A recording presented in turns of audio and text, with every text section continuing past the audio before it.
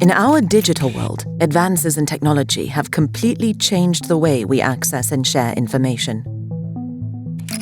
Social media has enabled us to shift from being passive receivers of information to becoming producers and editors of content, giving more people a voice, and taking us closer to achieving more inclusive, just, and peaceful societies, which lie at the heart of Sustainable Development Goal 16.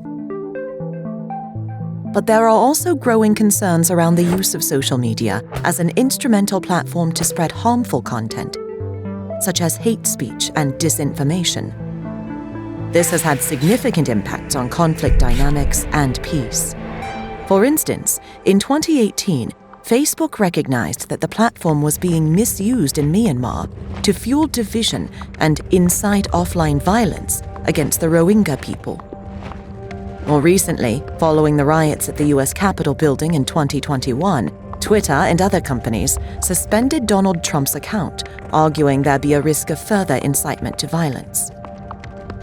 While it's difficult to establish that online hate speech or disinformation directly causes or correlates to offline violence, there is growing evidence that some violence has been instigated online.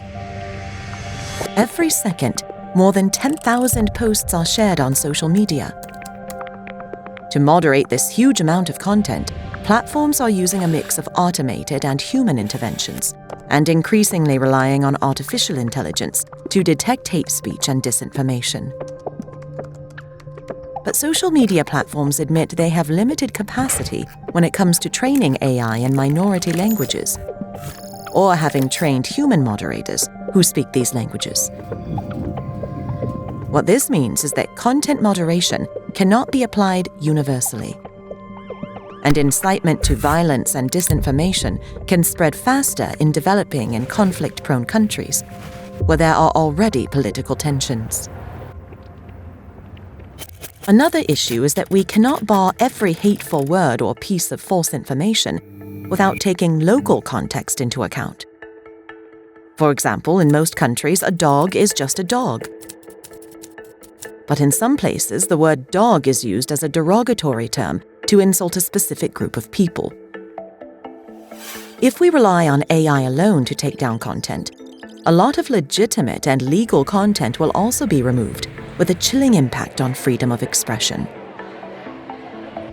To address these challenges, we urgently need to find global solutions that can be adapted to local contexts. This is the aim of UNESCO's new project, Social Media for Peace.